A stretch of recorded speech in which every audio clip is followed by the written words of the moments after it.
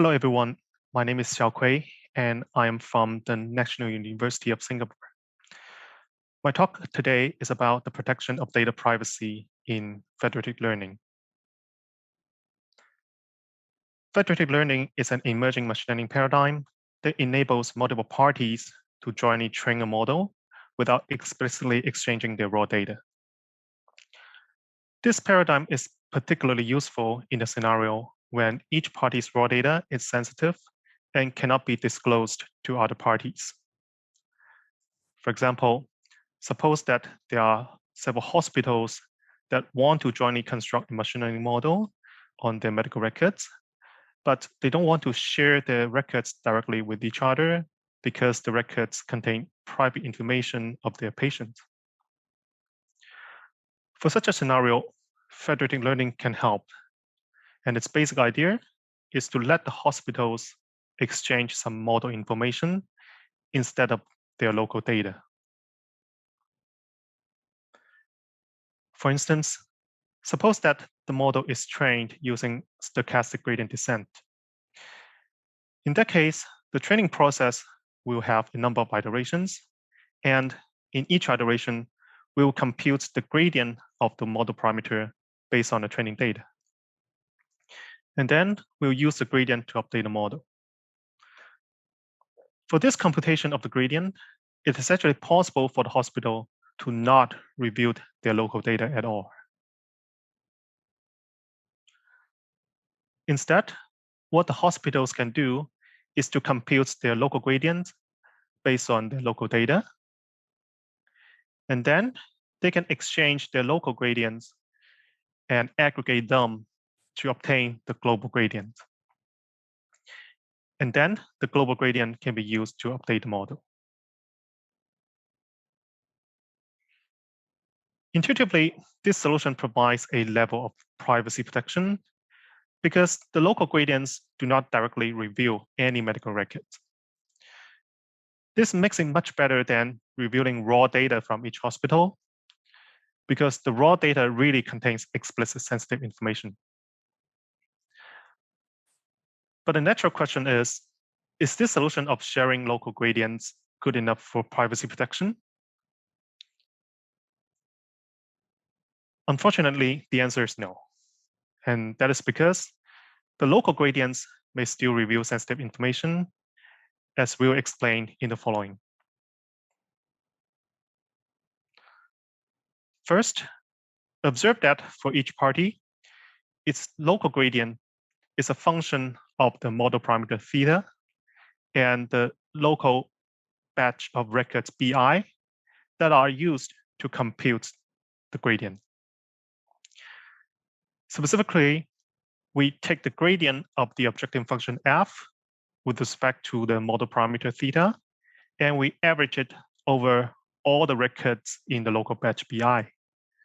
So we have this equation here for computing the local gradient.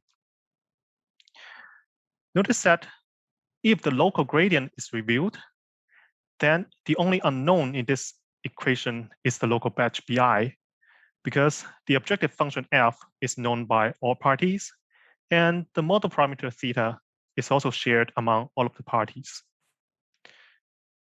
That is to say, any party that participates in federated learning can try to reconstruct this local batch when he or she is given this local gradient for a certain party.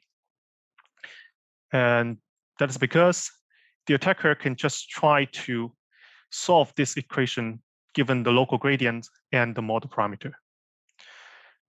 This equation solving is possible when the model parameter theta contains a large number of values. And that is usually the case when the model is complex.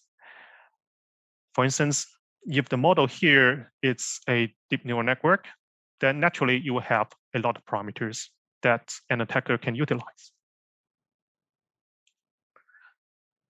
Such attacks have been demonstrated in an existing work, and here are some experimental results from that paper.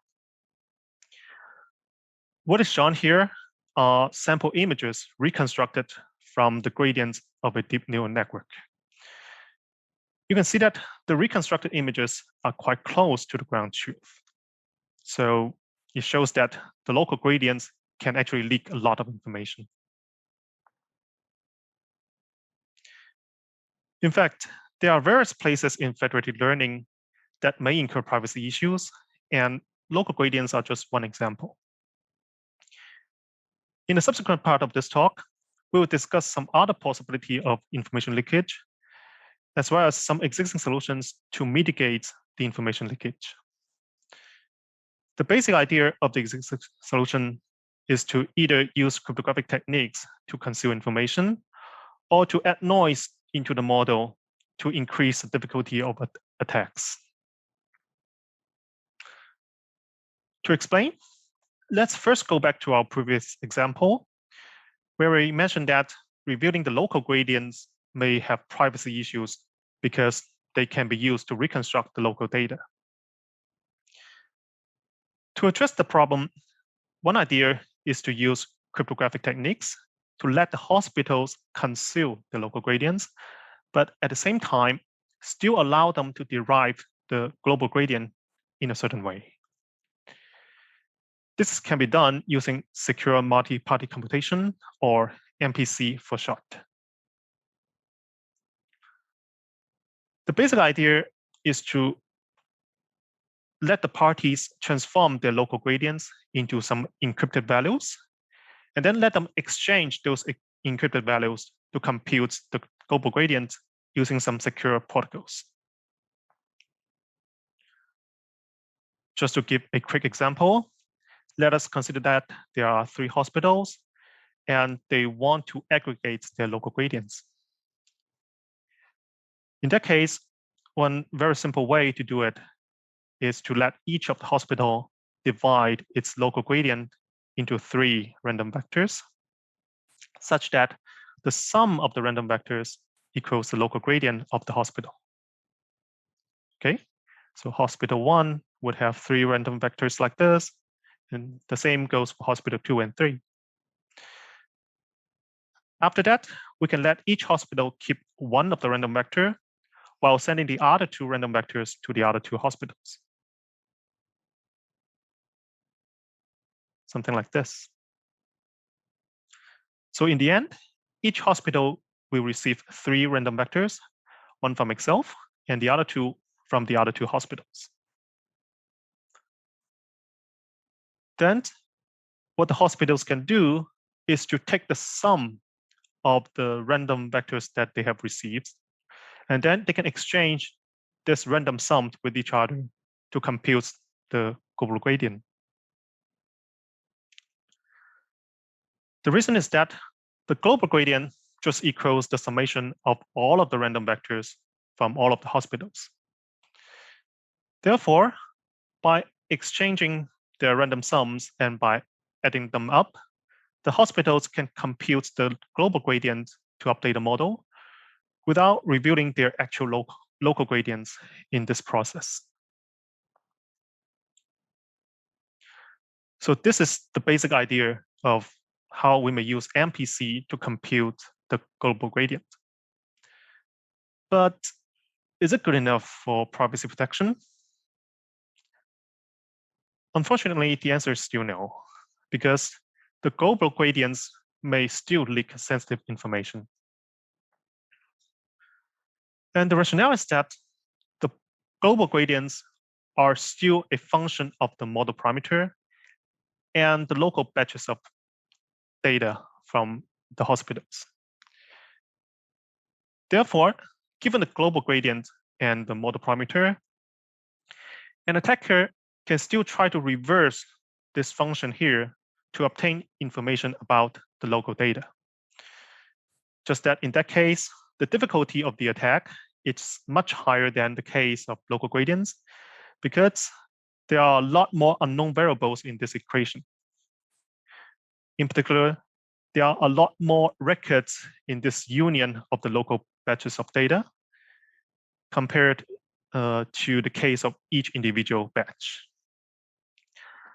Nonetheless, existing work has demonstrated that such attacks are still possible, just that the attack methods becomes more sophisticated. So how do we address this issue?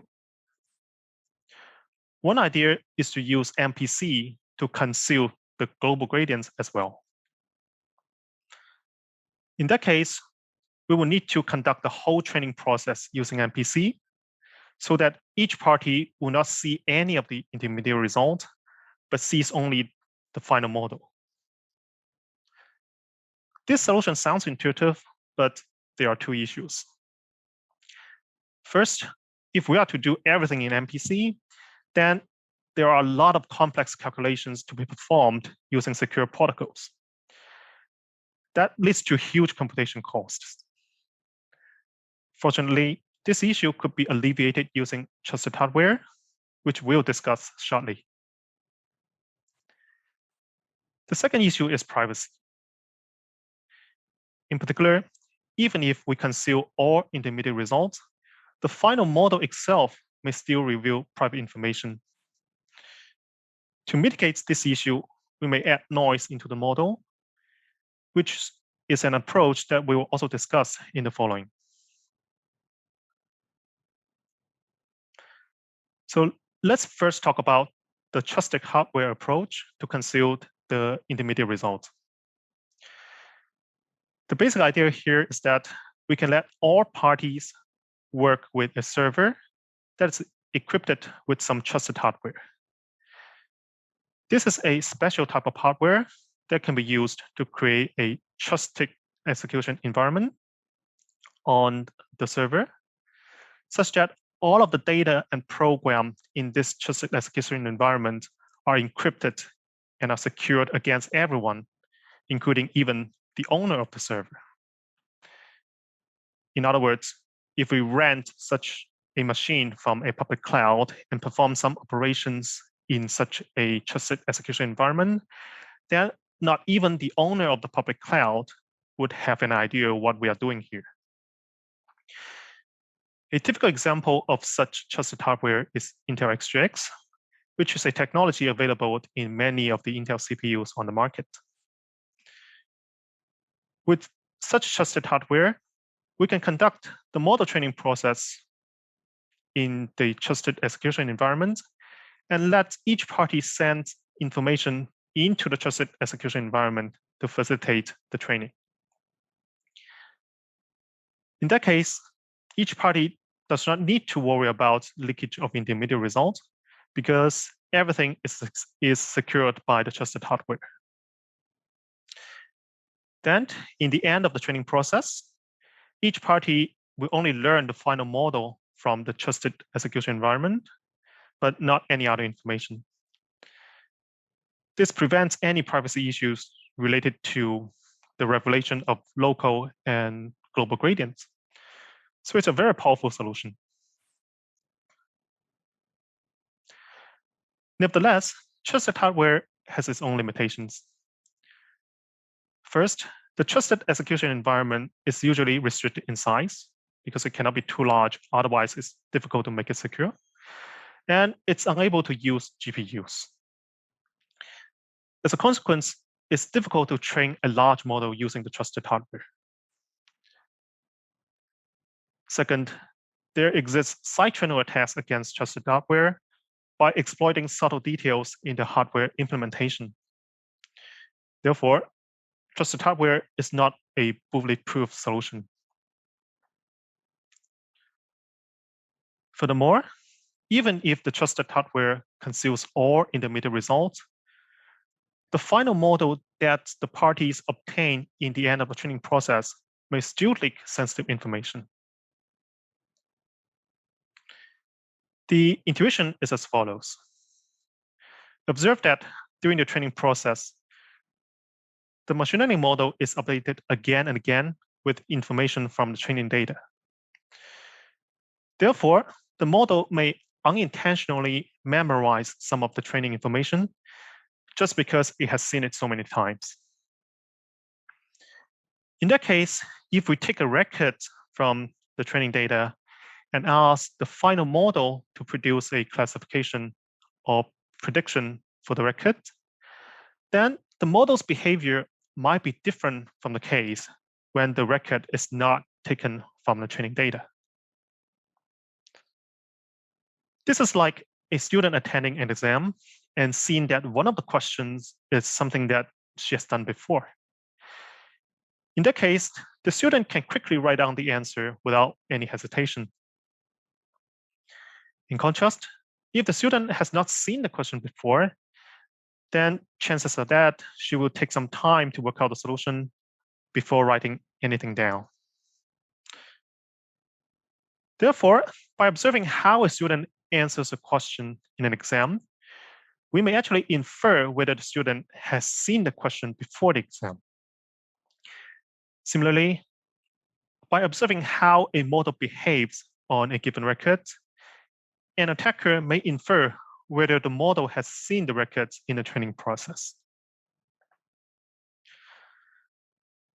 Existing work has demonstrated attacks based on this idea.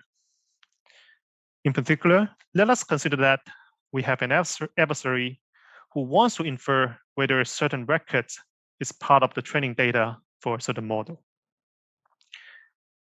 In that case, the adversary can feed the record as input to the model and examine the model's output.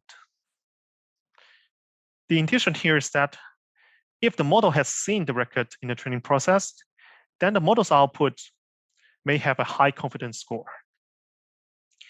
In that case, the adversary could have some idea of whether or not the model has seen the record. Because if the model has not seen the record before, then the model's output may have a low confidence. So based on this, the adversary may be able to infer whether the record is part of the training data.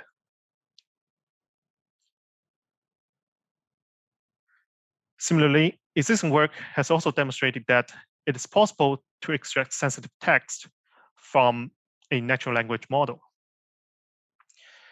The idea is that if the natural language model has seen a certain sequence of words during the training process, then it may unintentionally memorize the sequence. In that case, an adversary who has access to the final model may be able to use it to reconstruct some text from the training data, such as my social security number is this and that. You can imagine that there would be a very severe privacy breach. So this is how information could be leaked, even by the machine learning model at the end of the training process. How can we guard against such attacks on the model? The basic idea here is that we should ensure that the model does not memorize individual details in the data. Instead, the model should only learn some general patterns from the training process. The state-of-the-art solution to achieve this is differential privacy, which is a rigorous privacy framework that has been adopted by tech giants such as Google and Apple. The basic idea of differential privacy in this context is to add noise into the training algorithm to ensure that it does not bring any individual details into the model.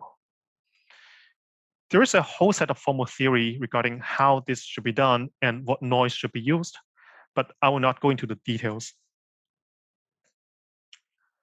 Roughly speaking, what differential privacy can guarantee is that from the final model, the adversary would not be able to infer whether a certain individual is part of the training data. In that case, there's not much the adversary can infer about the individual because he does not even know whether the individual's information is used in the training process.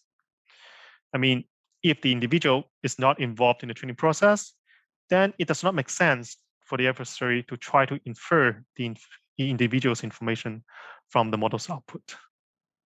So that's how differential privacy can work against the attack that we have just mentioned. Nevertheless, differential privacy also has its own limitations. First, although it protects individual details, its protection on group information is not as strong. In particular, even if the model training process satisfies differential privacy, it may still allow an adversary to learn the distribution of attributes in the training data. For example, if the training data contains some customer information, then the adversary might be allowed by differential privacy to learn the age distribution of the customers. The reason is that the age distribution does not really reveal much information about any particular individuals. Instead, it only reveals some general statistics about the dataset as a whole.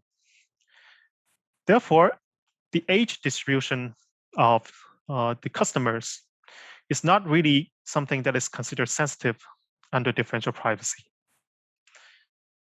However, depending on the application scenario, it may not be okay to reveal such an age distribution of customers. For instance, if a company participates in federated learning, chances are that it may not want the age distribution of its customer base to be learned by other companies in federated learning.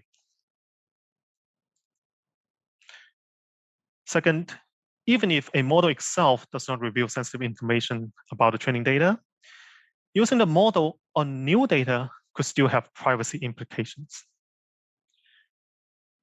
This issue is particularly relevant in the setting of vertical federated learning, where different parties have different features of the training data.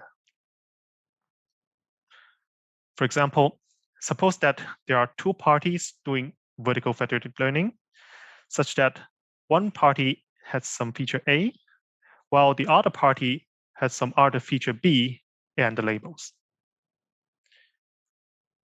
Let's assume that the two parties have jointly trained the model M. Now suppose that there is an unlabeled record T, and its features are split between the two parties. Then, if the two parties want to predict the record T's label using the trained model M, what can they do? They can run an MPC protocol to compute the model's output without revealing the input to each other.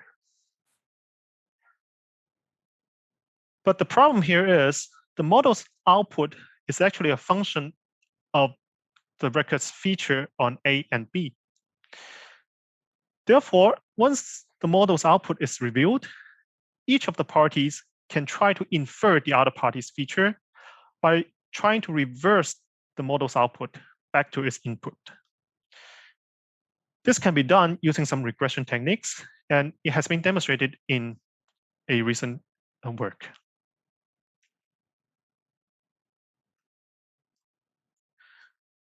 So how do we mitigate such attacks? First, we can try to reduce the precision of the model's output to make it more difficult for the attacker to infer the features. For example, if the model's output includes some confidence scores, then it would make sense to round the confidence scores to some quotient values so that the attacker will have less accurate information to work with. In addition, we can try to hide the model from both parties to make it even more difficult to launch an attack.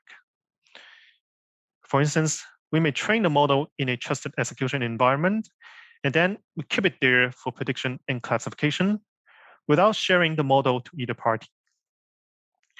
In that case, neither parties will be able to reverse the model output to its input because they do not even have the model information. However, if we do that, then neither parties will be able to explain the result produced by the model because they don't have the model parameters. And that could be a problem in some scenarios. For example, if the application scenario requires the parties to provide an explanation for a certain decision made based on the model, then the party won't be able to provide it. In summary, protecting data privacy in federated learning is non-trivial. There could be information leakage from various places, such as the intermediate result, the trained model, and even the usage of the model. There exist countermeasures based on either cryptographic techniques or noise injection, but each countermeasure has its pros and cons. There are several interesting directions for future work. First, from the existing work, we can see that there's no free lunch for data privacy in federated learning. We have different solutions that can address different issues, but the more we want to protect, the higher the cost we need to pay. So sometimes the cost of achieving strong privacy protection may be just too high to be practical. In that case, some parties may be willing to trade privacy for practicability. For example, they may consider using an MPC solution that reveals the global gradients instead of using an MPC solution that hides all of the intermediate results and reveal only the trained model. But in that case, what kind of privacy assurance can we provide to the parties?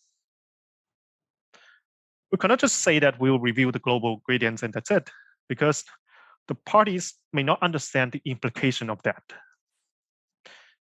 Can we somehow specify the privacy risk in a way that's not too difficult to understand so that the parties can make an educated decision on whether they want to accept the risk of using a less secure solution? To answer these questions, we need a formal privacy framework that enables us to quantify the privacy risk in various aspects of federated learning. Existing solutions such as differential privacy can partially address this issue, but they do not cover all of these scenarios, especially for the case when we would like to lower the privacy guarantee for better efficiency. It would be great if we can have a privacy framework that can cover the whole spectrum of solutions. And it will be even better if this framework can be customized so that users can specify what is the information that they want to protect and what is the information that they are willing to reveal, so that we can provide privacy protection tailored to their needs. Another interesting direction is to develop new techniques that can enable us to achieve strong privacy protection without significant computation cost. This can improve the applicability of some of the more secure solutions that we have mentioned, so that users do not need to sacrifice privacy for efficiency. Towards this end, we will need new cryptographic techniques that can help us do MPC more efficiently, or more powerful trusted execution environments that can help us train complex models, or new ways of combining existing techniques to reduce computation costs, etc. In addition, besides privacy, there are other important issues in federated learning. That includes the explainability of the model, the incentive mechanism to encourage participation, and so on. The interplay of these issues with data privacy could lead to new problems. For example, if we are to provide model explanations, how can we do it in a way that avoids information leak?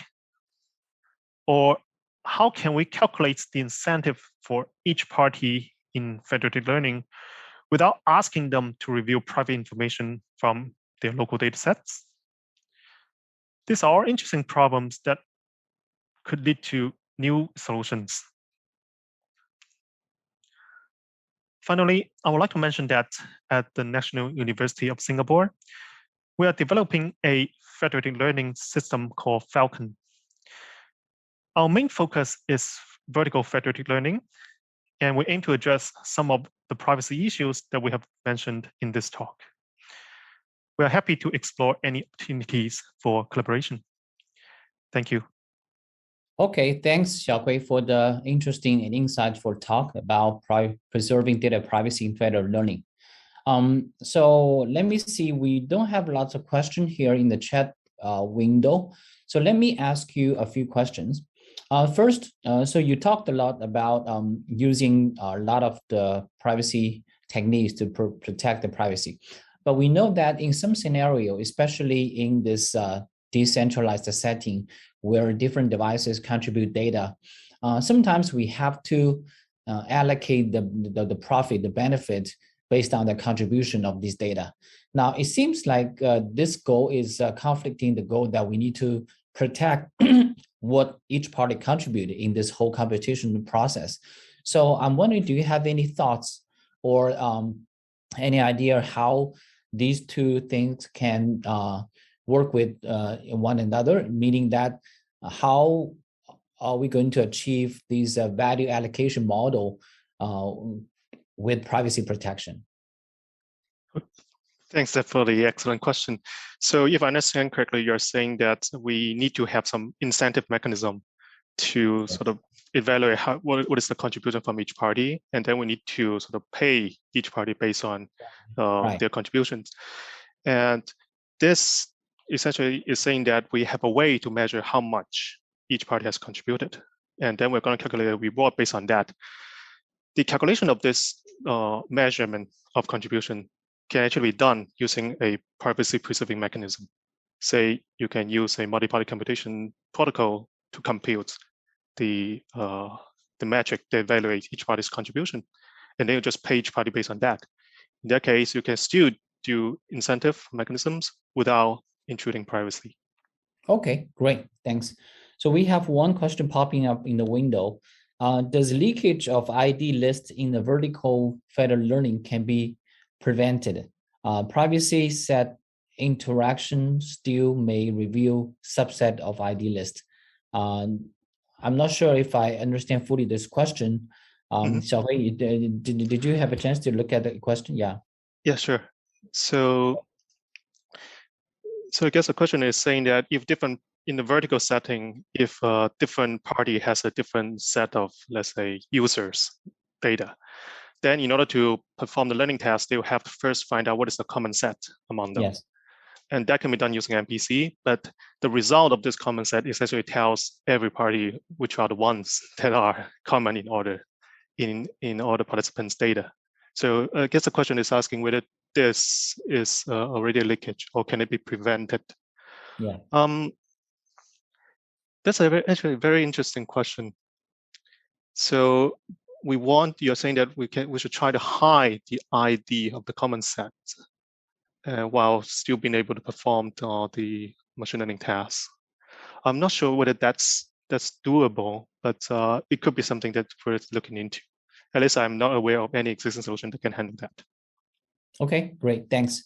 So I see somebody is typing another question here, so maybe we wait a bit. For the audience, if you have any questions for Xiaokui, you just please typing in the Rocket chat window.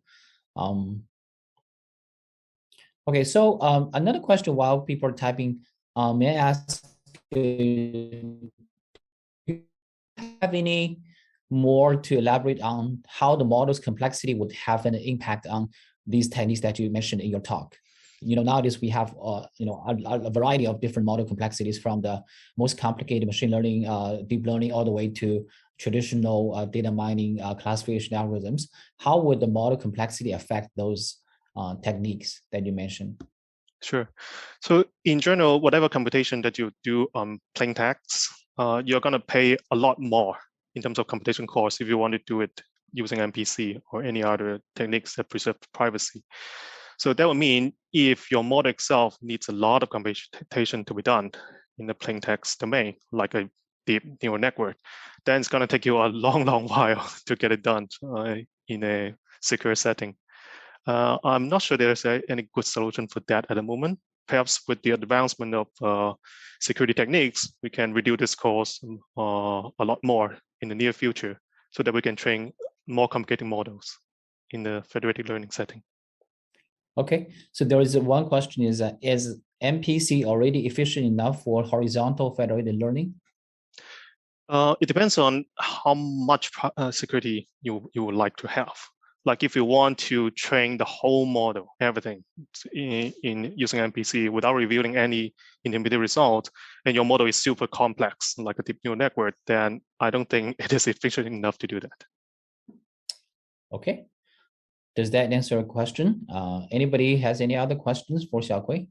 Okay, all right. So if we don't have any further questions, you can always interact with Xiaokui offline. And we want to thank you, Xiaokui, again for giving us this nice talk and interact with us today. And we hope you have a good time at KDD. Thank you. Thank you very much.